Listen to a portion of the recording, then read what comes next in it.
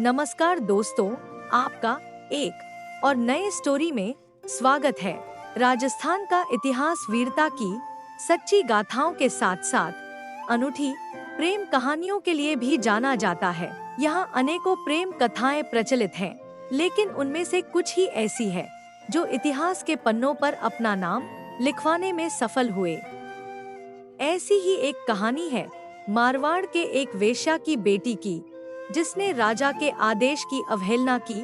उसे अपने प्रेम में इतना विश्वास था कि उसने सजा की परवाह किए बिना राजा का प्रस्ताव ठुकरा दिया था।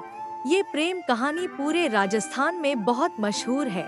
गुजरात के बादशाह महमूद शाह का दिल मारवाड़ से आई जवाहर पातुर की बेटी कंवल पर आ गया। उस पर कंवल की खूबसूरती का भूत सवार था। उसने कंवल को समझाने की कोशिश की और कहा, मेरी बात मान ले, मेरे पास आजा, मैं तुझे 2 लाख रुपए सालाना की जागीर दे दूंगा और तेरे सामने पड़े ये हीरे जवाहरात भी तेरे होंगे। इतना कहकर राजा ने हीरों का हार कंवल के गले में पहनाने की कोशिश की। राजा के इस बर्ताव से खुश होने के बजाय कंवल ने नाराजगी दर्ज की और हीरों का हार तोड़कर फेंक दिया। उसकी माँ एक वेश्या थी जिसका नाम जवाहर पातुर था। उसने बेटी की हरकत पर बादशाह से माफी मांगी। माँ ने बेटी को बहुत समझाया कि बादशाह की बात मान ले और उसके पास चले जा, तू पूरे गुजरात पर राज करेगी। पर कंवल ने माँ से साफ मना कर दिया। उसने माँ से कहा कि वह कहर को प्यार करती है, दुनिया का कोई भी राजा उसके किसी काम का नहीं। कंवर कहर सिंह चौहान महमूद शाह के अधीन एक छोटी सी जागीर बारिया का जागीरदार था और कंवल उसे प्यार करती थी। उसकी माँ ने खूब समझाया कि तू एक वेश्या की बेटी है, तू किसी एक की घरवाली नहीं बन सकती। लेकिन कंवल ने साफ कह दिया कि कहर जैसे शेर के गले में बाह डालने वाली उस गीदड़ महमूद के गले कैसे लग सकती है। यह बात जब बादशाह को पता चला तो वह आग बबूला हो गया। उसने कंवल को कैद करने के आदेश दे दिए। बादशाह ने यह भी ऐलान किया कि कहर को कैद करने वाले को उसकी जागीर जब्त कर दे दी जाएगी। पर कहर जैसे राजपूत योद्धा से कौन टक्कर ले। फिर भी दरबार में उपस्थित उसके सामंतों में से एक जलाल आगे आया।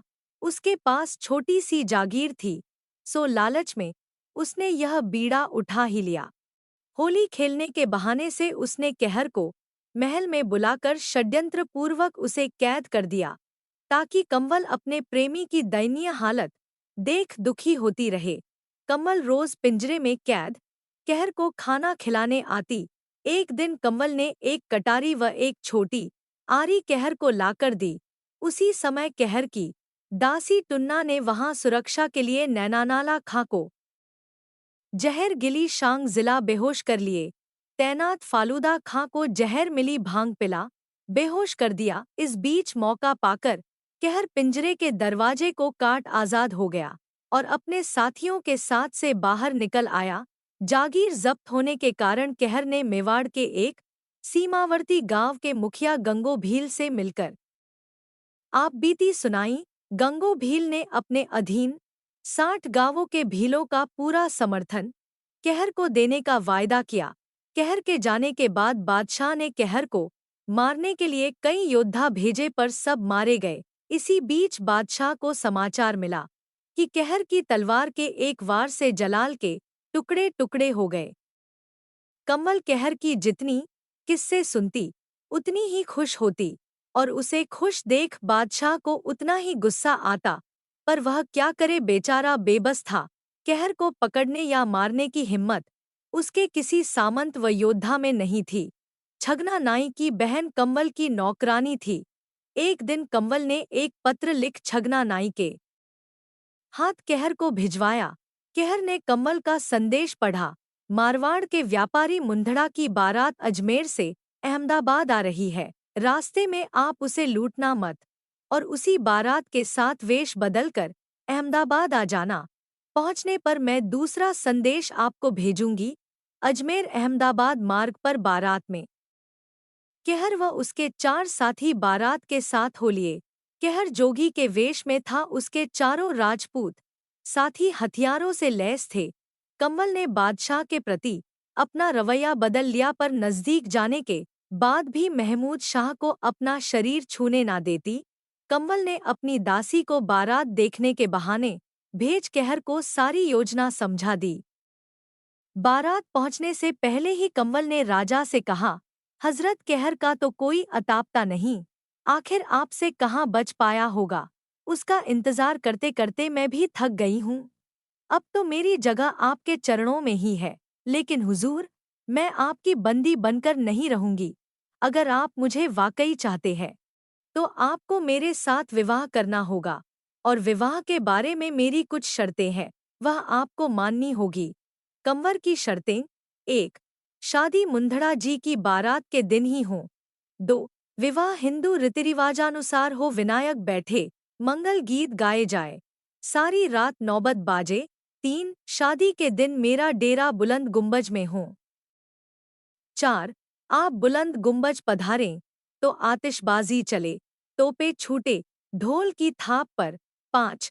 मेरी शादी देखने वालों के लिए किसी तरह की रोक टोक ना हो, और मेरी माँ जवाहर पातुर पालकी में बैठकर बुलंद गुंबज के अंदर आ सके। उसकी खूबसूरती में पागल राजा ने उसकी सारी शर्तें मान ली। शादी के दिन सांझ ढले कंवल की दासी टुन्ना पालकी ले जवाहर पातुर को लेने उसके डेरे पर पहुंची। वहां योजनानुसार कहर शस्त्रों से सुसज्जित हो पहले ही तैयार बैठा था। टुन्ना ने पालकी के कहारों को किसी बहाने इधर उधर कर दिया और उसमें चुपके से कहर को बिठा पालकी के पर्दे लगा दिए। पालकी के बुलंद गुंबज पहुंचने पर सारे मर्दों को वहां से हटवाकर कंवल ने कहर को वहां छिपा दिया। थोड़ी ही देर में राजा हाथी पर बैठ सजधज कर बुलंद गुंबज पहुंचा। महमूद शाह के बुलंद गुंबज में प्रवेश करते ही बाहर आतिशबाजी होने लगी और ढोल पर जोरदार थाप की गड़गड़ाहट से बुलंद गुंबज थरथराने लगी। तभी कहर बाहर निकल आया और उसने बादशाह को ललकारा, आज देखते हैं शेर कौन है और गीदड़ कौन। तूने मेरे साथ बहुत छल कपट किया, सो आज तुझे मारकर मैं अपना वचन पूरा करूंगा। दोनों योद्धा भीड़ गए। दोनों में भयंकर युद्ध हुआ। दोनों में मल्लयुद्ध होने लगा। उनके पैरों के धमाकों से बुलंद गुंबज थरथराने लगा, पर बाहर हो रही आतिशबाजी के चलते अंदर क्या हो रहा है किसी को पता न चल सका। चूंकि कहर मल्ल युद्ध में भी प्रवीण था, इसलिए महमूद शाह को उसने थोड़ी देर में अपने मजबूत घुटनों से कुचल दिया। बादशाह के मुंह से खून का फव्वारा छूट पड़ा और कुछ ही देर में उसकी जीवन लीला समाप्त हो गई। दासी टुन्ना ने कहर व कंवल को पालकी में बैठा पर्दा लगाया और कहारों और सैनिकों को हुक्म दिया कि जवाहर बाई की पालकी तैयार है, उसे उनके डेरे पर पहुंचा दो, और बादशाह आज रात यही बुलंद गुंबज में कंवल के साथ विराजेंगे। कहार और सैनिक पालकी ले जवाहर बाई के डेरे पहुंचे। वहां कहर का साथी सांगजी घोड़ों पर जीन कसकर तैयार था। कहर ने कंवल को व सांगजी ने टुन्ना को अपने साथ घोड़ों पर बैठाया और चल पड़े।